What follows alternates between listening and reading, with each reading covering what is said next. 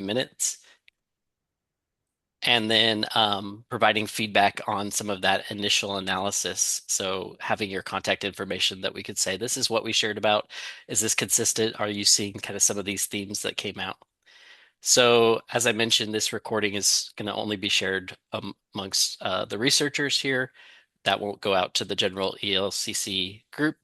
Um, any reporting will use pseudonyms. And then, of course, as I mentioned earlier, you can feel free to withdraw prior to us getting started or at any point along the session if that is something you do not want to participate in.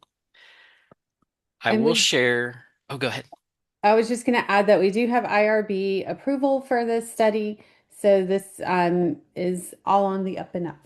We followed all the proper protocols. And in the chat, I did put a form where we're collecting digitally kind of informed consent as well. So if you're willing to stay and continue to have the conversation, please feel free to click on that link and enter just some basic information and that you agree to the um, informed consent details that I went over just now.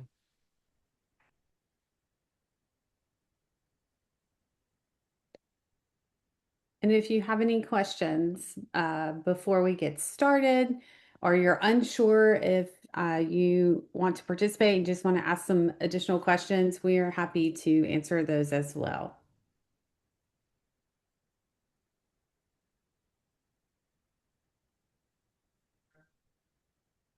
Hello, I did have a question for you. Yes. I was curious. I've done some alternative grading. Is this an opportunity to discuss some of these things, or is it more of just like you asking me some questions about my experiences with it? It's more about asking questions about your experience, but I do think that le tends to lead to discussion. So I think that if it doesn't lead to discussion today, I think it will lead to discussions in the future as well. Tyler, what are your thoughts? Yeah, and I think given the numbers, probably, uh, you know, our conversations will be kind of informing that as well. So I do think it will be more discussion based, with us leading some guided questions, but I'm sure our own perspectives will come out of that as well. Sounds good. I'm interested to participate. Excellent. Thanks, Awesome. Heather. Thank you. And JC, thanks for joining. This is the action and research session. So we are conducting a focus group around faculty experiences with alternative grading methods. So here is the consent information here. And then Tyler just added to the chat an electronic form that says that you consent to be part of the research. We do have IRB approval. And so if you have any questions, then feel free to let us know. If this is not exactly what you were looking for, you're more than welcome to exit. It will not offend us at all because this is a different type of session. So no problems at all.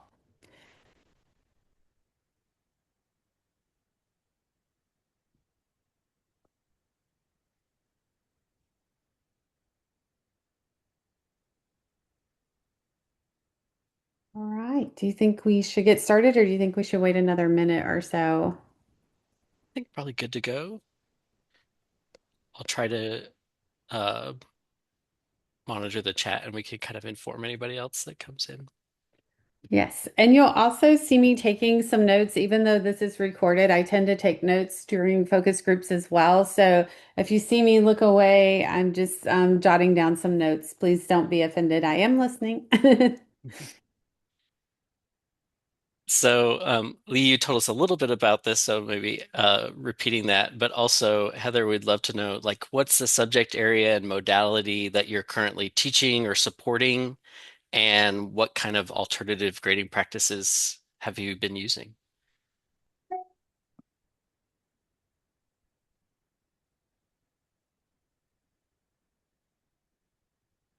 And you're also welcome to put it in the chat if you feel more comfortable just typing in the chat. But you can also unmute if you like as well.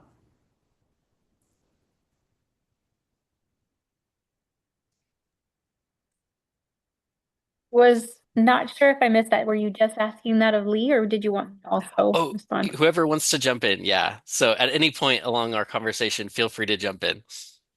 Okay, perfect. Yeah. If you're okay, I can tell you about subject area. So I am a professor in office technology, but I also teach some business classes. And the course that I used ungrading with is a leadership class, and it's called Leadership in the Workplace. And that focuses on leadership topics and a little bit about kind of all kinds of things around that. And the alternative grading practice I used was a combination of competency and um, um, it's leaving my mind right now, but it's where it's bundles of assignments that they need to complete. So for Like each assignment, specifications? well, not necessarily. It's like there's so many assignments that they have to do from this category and so many assignments they have to do from this category to achieve a certain grade. Okay, So so kind of like contract grading, where yes, yeah. if they want an A, they have to choose or complete XYZ task. If they want a B, they can do X and Y, kind of down like that. Mhm. Okay, perfect. Yeah, yeah. And I did a combination. So every assignment had like um, did you meet the requirements of the assignment or were you approaching it? So you need to redo it and try that again. And then they also were choosing the number of assignments that they would like to get the grade that they wanted to earn. Okay, yeah.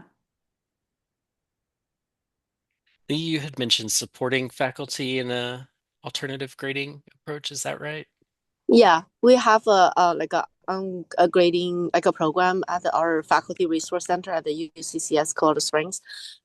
Yeah, so one of my colleagues is hosting that, and then I have been in most of the sessions, and I've learned what our faculty are doing, and so that's the main purpose of me sitting in this session. I would like to learn more about what other instructors are doing at their institutions. So thank you so much for sharing and including me in the session. Yeah. Is it pretty like across disciplines that you're experiencing at your university or? I think so. I joined the school like last April, so I'm Mhm. fairly new. And but I believe our faculty are pretty much engaged in uh, the ungrading world across all disciplines. But Gotcha. I would say STEM, like the disciplines is probably less. Mm. That's what I see, but I don't know. I could be wrong. That seems to track with Hmm. I think what we find when we're talking about ungrading that there's some I think hesitancy on the STEM side in terms of some of the approaches there. I So do struggle a little bit. I also teach an Excel class, and I love the concepts of ungrading. I just haven't figured out how to apply that in the Excel class, Microsoft Excel class that I teach. what do you think Heather, the I was struggles are there? I think the biggest thing is the desire to make sure that they've really got all of the learning that they need to be able to do the scaffolded assignments. So it's easier for me to be able to say this skill, yes, this skill, no, and then be able to essentially equate that to the grade to know where they're at with that. Heather, are your courses face to face, hybrid, online? Mostly online, we really struggled to get the students to come back to class Mm. after COVID, and we have some a budget crisis right now in the whole state of Washington. So I'm joining you from Olympia, Washington, Oh, and such a beautiful city. it is. It's great here. And unfortunately, we have had pretty much all classes cut that can't fill. And so we have to get our typical fill class is 30 students. And if we don't get 20, we can't run the class. And so, and that's new for this coming year for our budget crisis.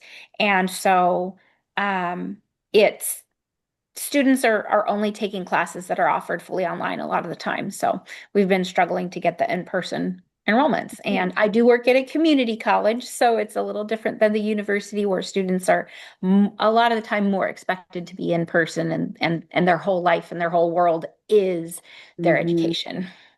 Yeah. Are your online classes asynchronous or do they have do you have some synchronous components? For mine, they're fully asynchronous. Okay. Awesome.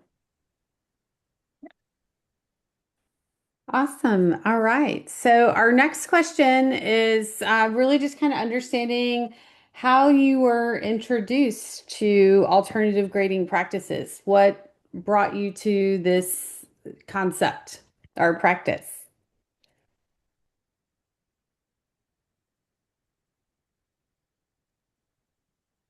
I can jump in.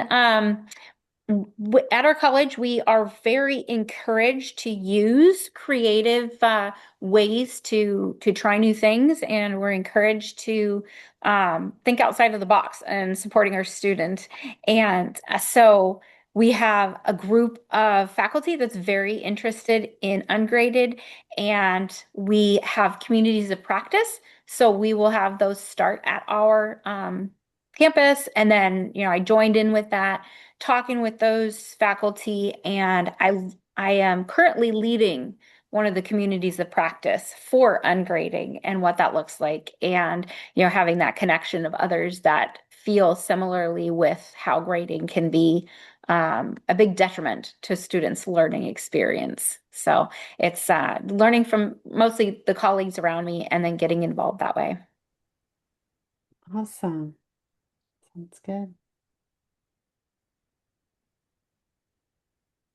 Lee, Lee, was your first exposure this through the center, or was this something you knew about prior? Um, I think that prior to the center, I learned from other I taught online for almost like 3 years. Used to be called like Ashford University. Now I think that they carry a different name.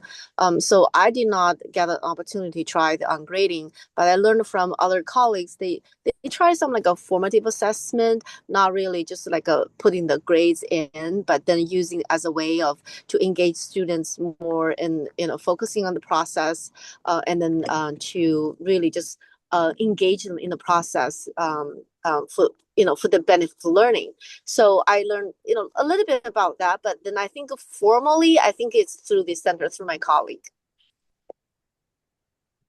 Awesome. Thank you both.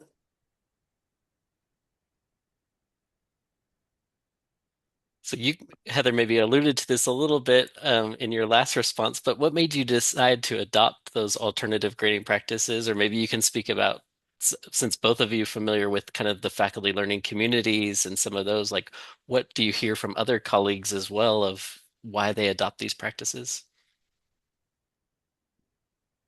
So for me and for colleagues that I've talked about, really it's about equity and about the systems that have been put in place that really are not built for learning. And they're really not focused on ensuring that the students are understanding the concepts and working through and learning that.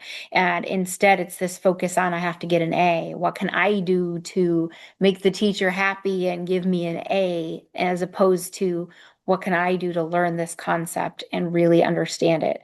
So, that's why I really wanted to adopt it. I wanted to give it a try. It took me quite a while. I've been teaching for 6 years now, and I wanted to get into alternative grading for probably about 2 years before I started. And I took a long time trying to figure out like how am I going to approach this? How is this going to work? And how do I implement this? And for me, I decided to just jump all in instead of just having like a part of my class being ungrading. I jumped all in to try it out. And I also had some complications with having a group project and how to do group projects successfully using ungrading. And still not quite sure I've been totally successful with that, but trying to ensure that that works well and students feel like they are being recognized for the work that they're contributing to a group project. And so a lot of other professors that I've worked with have mentioned wanting to do alternative grading to support our students, to support the students that have struggled in that traditional grading structure. And I've gotten some amazing feedback from students saying, this is awesome. This is my new favorite way of grading. Can you tell me other instructors that do this so that I can sign up for their classes too? How we get those paradigm shifts, right? Start small. Yeah, I heard a similar stories from other faculty on campus. And then one interesting story is actually I don't know whether it's categorized as ungrading, but the faculty actually gave the ownership, the power, empowered the students with the grading process. So he did not grade students, but asked the students to provide the grade for themselves. And I think the instructor was in that cohort, the community of practice, the ungrading um, group. So I think it was very interesting. And then the other instructors that I have listened to their stories, they, like you just shared, that they just use an alternative, like a method to replace the grade, the traditional like assessment, like the grading method, and then to really they because they wanted they were, how to say, curious or wondering whether the grades really measure, the student Mm. the of learning there, the authenticity of the assessment. And so that's why the instructor decided, I want to try something different, and I want, give students more power in the process of learning, and then let them own their own learning process more than before. So that's what I've heard. Thank you. All right. I think So, you've both yeah, you kind of both talked a little bit about this. It sounds like you've been doing it for about 4 years, Heather, would you say? No, it's actually, I've done this in two classes. We do the quarter system. So I've actually only taught with this in two quarters. So that's like okay. about 6 months. But it takes me a long time to figure out how to implement it. And so I started thinking about it about 3 years ago. It took me 2 years Ah, before I was like, okay, I'm gonna do this. So gotcha. it took me a little while to implement it. Awesome. Awesome. Has That's a that pretty, same same leadership course both quarters, is that right? Or so have there been some Yeah. modifications? Yeah, there were some modifications from the first go around to the second go around. Mhm. And there'll be more before I do it again. Mhm. Definitely. Yep, always the iterative process for sure. All right. Can probably go to the next one. And so this next question, we had two different pathways depending on how long you might have been doing it. So since you've been doing it for 2 years or less, so you haven't had that big of a shift or haven't been doing it for a long time, can you describe any impact that you've seen thus far? Yeah, so some of the things that I have done have put a lot of pressure on me and have increased my workload dramatically for this. And specifically, I wanted to do the ungrading with a leadership class because students are learning to be leaders, and it really having them own more of their education with you make the choices on what you're going to do, and this is what's happening. It just ties in with the topic for me, so I was excited to do the ungrading with this. Um, I made the process a little bit too hard, though. It's the I have to have a final grade at the end of the quarter, and the way that I've set it up. is there's like the bundles of work that they can do. And the way for them to know is to go in and count the number of assignments that they've done in that. So like the administrative way to like track all of this stuff is not working well. That has made it very difficult for students to know like how am I doing. So because it's a choice that I took on to make this an ungraded class, I've also taken on giving them an update like at in our quarters they're about 12 weeks, so about week 8 I'm like, hey, be aware you are at, you have missed this many assignments and I'm going to open them, so you want to do them, you can do them, but if you want that A, you have to do these. So it's really imperative for the way I've set it up to be a very good communicator with the students and to let them know where they're at, what they need to do. And then I do that again as we're getting closer. And like right at the last week of the quarter, I'm telling them, look, this is where you're at. If you want this, you have to do these assignments. So it's a really big lift on my part. And it's all just about how to set things up so it works a little better. And I've got some ideas about how to try and make it a little bit better with that in the future. But that has been a major challenge.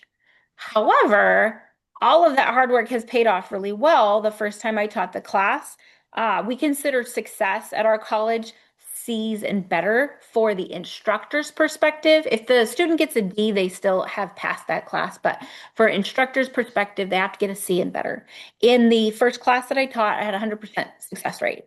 So all of my students made it across the finish line. They got a C or better. This I finished teaching this last class. It was in March, and I had 20 students in the class. One student dropped in like week 3, but the rest of them all completed the class with a C or better. So again, we got them all to that success where they had completed all of that. So that felt really good. And that is not something I'm seeing in like the other classes that I'm teaching. Usually there's some students that are failing, but with both of those classes and set up the way that it was, I had some great success rates.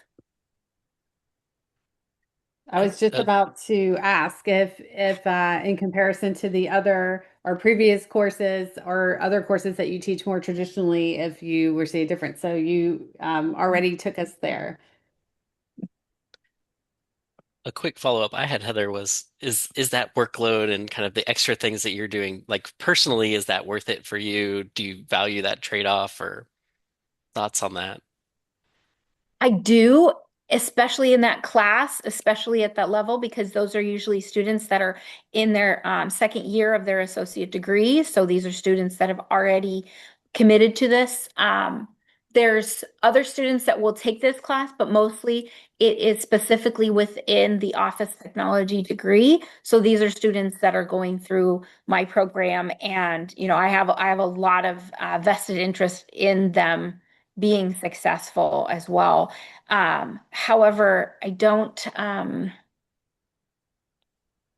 know that it's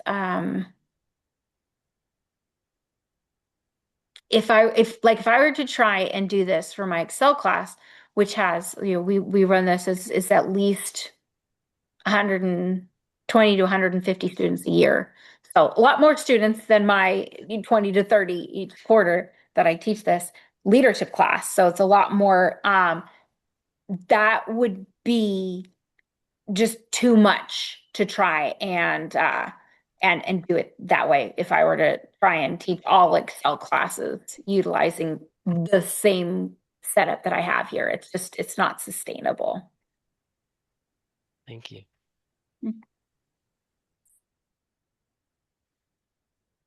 Lee, in your work with the center, do you hear about impact from faculty or things that you've seen in your work? Well, from what the faculty, share at the community practice, the ungrading group, and it sounds like there's students at the very beginning. I think the students and the instructors were not comfortable with the trying something different. But long term wise, for example, one of the instructors I remember, he has been doing this for more than 2 or 3 years, I think. And then he seemed to be quite happy, and it's such very strong advocate for the ungrading practices. And he said now his students and himself really just love this. It just provides more meaning to the learning process, and then students learn not just for the grade, but really for the process. And they are holding their learning more accountable. Mm.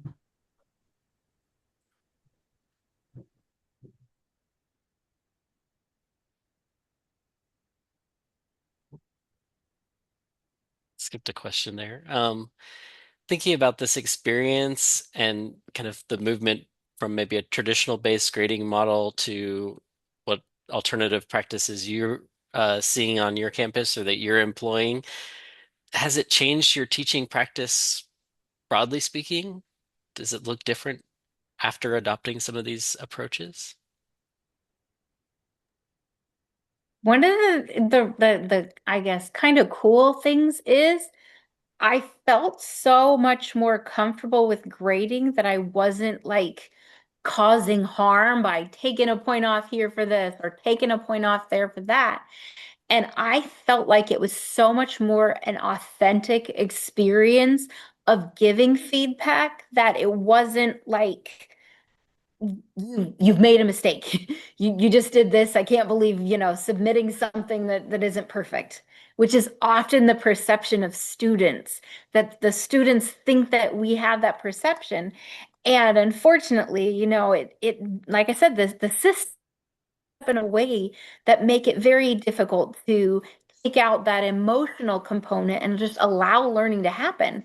And so I actually found that grading these assignments felt easier and more authentic with giving feedback and being able to support the students more with redoing assignments if something didn't meet the expectations, being able to give that feedback about what needed to be changed so that they could demonstrate the learning they had.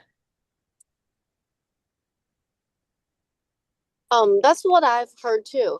I've heard people talking about like this ungrading practice really makes the teaching more like humanized rather than using the traditional like a cookie cutter approach to looking to the learning and then sometimes using the grading as a way to penalize learning process and then the instructor thinks that it's unfair to them and also to the students as well.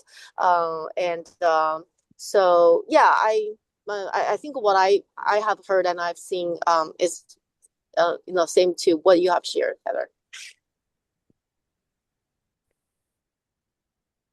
I had a kind of follow-up question. I think it's something I'm pondering as well as you mentioned the flexibility and kind of revisions. Is that something you operated with before, or do you feel like that kind of comes packaged into the alternative grading process, or just interested in that kind of thought? Kind of both. Typically, if I had a student that scored kind of low on any kind of an assignment, I would say, hey, this can really benefit you to redo this, resubmit this, retry this again. So that's always kind of been a part of my practice. If a student is not doing well on something, I want them ultimately show me your learning and show me that you have learned this concept. And that's really what I care about. And so having the ability to do the revisions, it it's part of both my regular practice and this as well. One of the challenges that I've had with this, the ungrading, is that I can't put late penalties on assignments and have it automatically do stuff. And so I'm a huge proponent of having due dates so that students that struggle with procrastination still have like okay, I should do things by this date so that I can make sure to stay on top of things and get the class done. I myself have ADHD, and I really struggled with that when I was in a class that just had absolutely no due dates and nothing on there and nothing to help ensure that I was continuing along. So I found that with ungrading, there's not really a way. I use Canvas as my learning management system, and there's not really a way to have it apply a late penalty. It's you pass or fail kind of thing with this assignment. There's not points to reduce for having late. So instead, I changed it to there's a due date. You have 5 days to submit it after that, and then that's also like this revision period. And then the assignment closes, so it gives them that feeling of I have to get this done in a certain time to keep on top of it.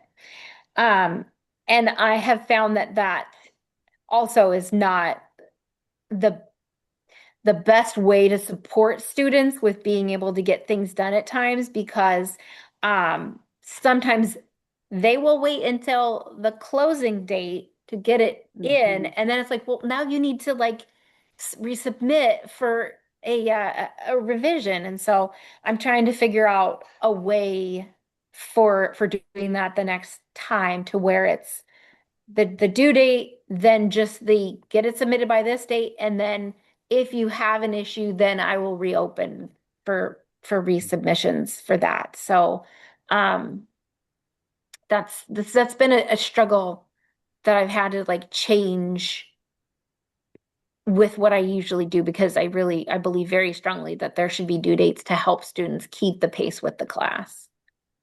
I think I got a little off track there. Did I No, answer Yeah, your that's question? valuable. and I don't know if this is helpful, but I know some faculty that had similar issues with alternative grading.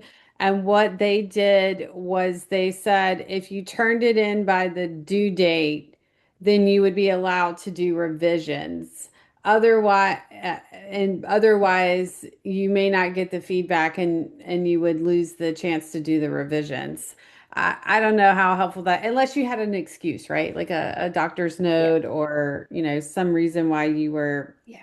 late. But I don't know. Yeah, it is hard because I struggle with that a little myself. I have students who will wait till the last minute to catch up on assignments that they're missing, and especially like journals and things of that nature. So, yeah, lots of reminders, those kinds of things. But yeah, that is a little bit of a struggle.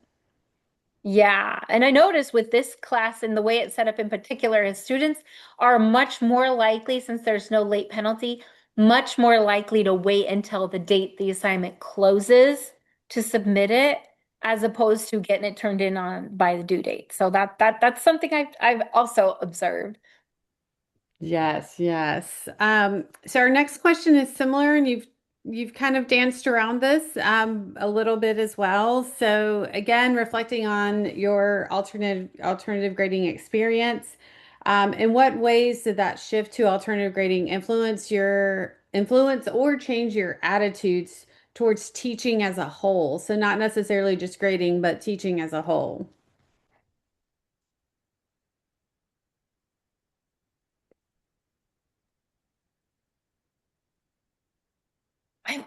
I always believe very strongly. One, I don't give grades. Students earn them, and they earn them by doing the work that they're showing the skills that they have.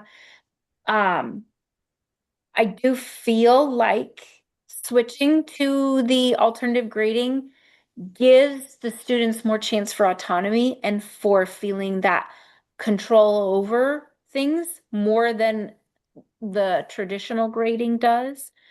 But I don't necessarily know that it's changed my attitude towards teaching. Um, and I feel like it's more of been able to adjust the students' feeling of control over their own education. And I feel like that has helped me align better with being the instructor that I want to be, focusing on teaching, that I'm not a sage on the stage. I'm a guide. I'm here to support you. I'm here to ensure that you're getting what you need from this experience. So, yeah. Thank you. Lee, have you had any conversations with faculty around this type of topic? I hear the similar like themes, like for example, one is faculty feel like they have empowered the students in the process. I think that echoes what Heather shared about students take more ownership of the learning process. The number two, I've heard making better connections with the students, and also like a making more better connections between the students and the learning process as well. So it's like a human to human connection, and then the human and the content, like connections better. Yeah. Yeah. Awesome. I think we're winding down on our questions. We might have, I think this is the last one, and then yeah, I think this is our last one. So, if you're still using alternative grading, so and you mentioned earlier that you made some shifts between the first iteration and the second. Do you mind kind of sharing a little bit about the types of shifts that you made and that you want to make for the next iteration?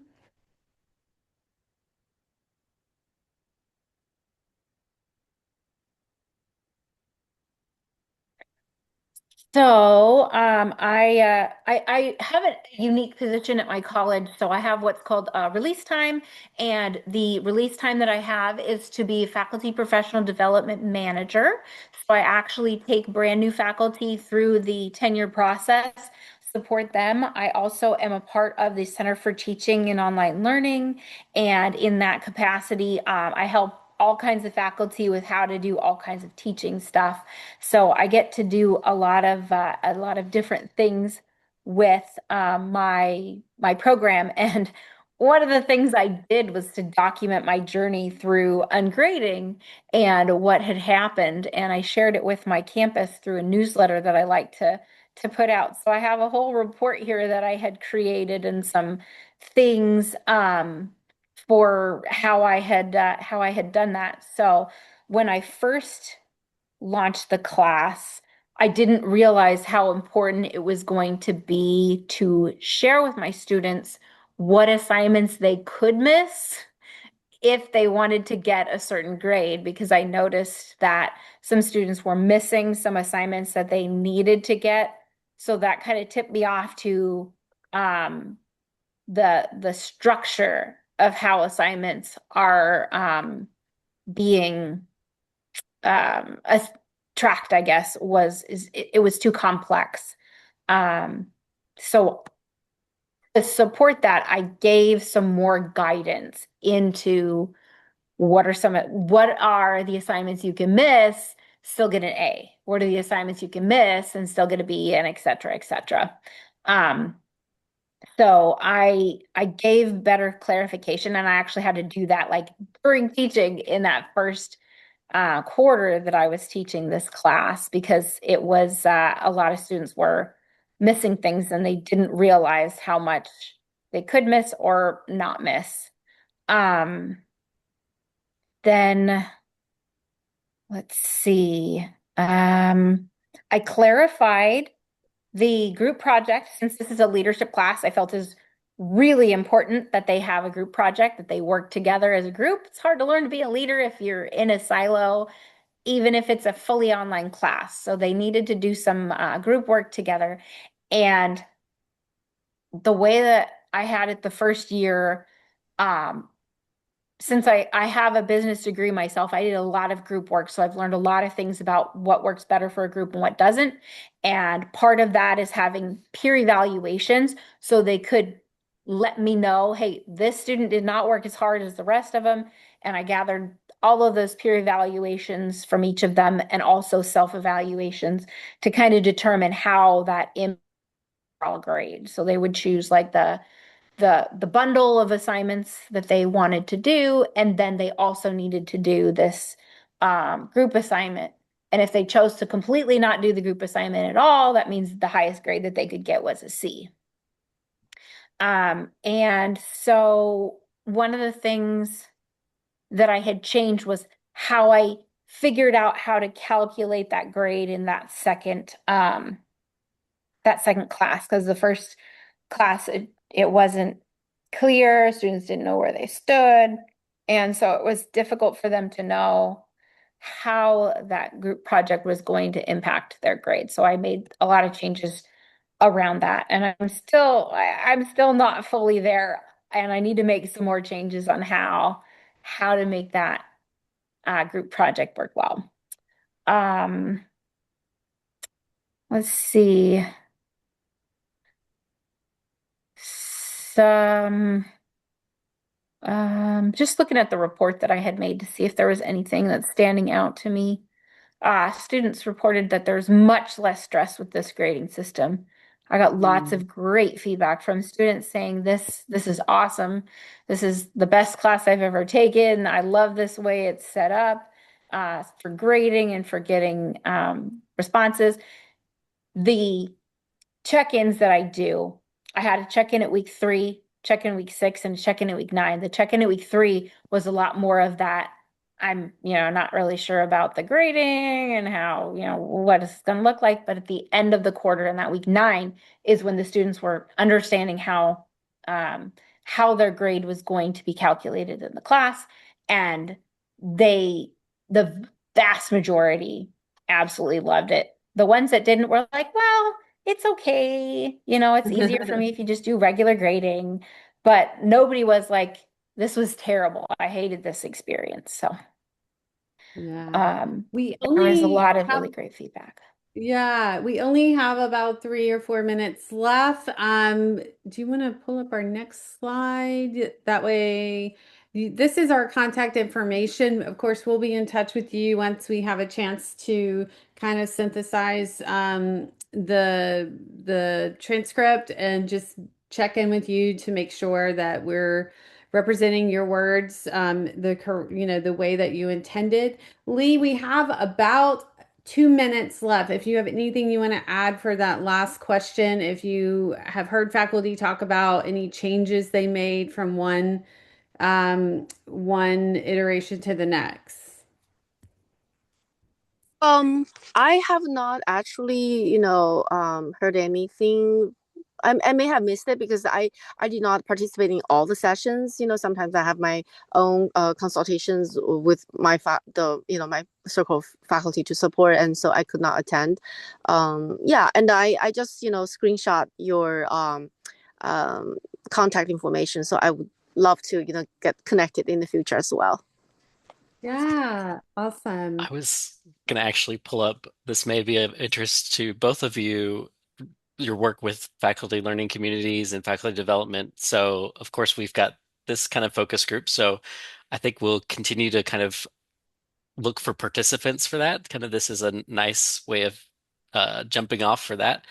But another one we're doing, which for your students may be of interest, is we're really interested in like for our programs, it's a single course where they may have an ungraded experience or alternative grading, and then they go back to a traditional base grading with other faculty across their learning experience. And we were really interested in like, what does that look like for them and what are the experiences like? So um, we have a survey that we're developing. So if that's something you say, hey, I want to do this with my students, or maybe, Lee, you mentioned at the beginning of like thinking about engagement and ways that we're assessing that. I think there's some great overlap of conversations that could happen. So Hmm. wanted to Yeah. share those opportunities. And of course, please reach out to us. We'd love to talk about this. Like I'm thinking of like, oh, I would love to try some group work and I don't know what that would look like. So very interested, Heather. Yeah. Thank you. I will pass this also along to the my colleague that I mentioned, Chris, and then yeah, he definitely will be interested and will be reaching out to.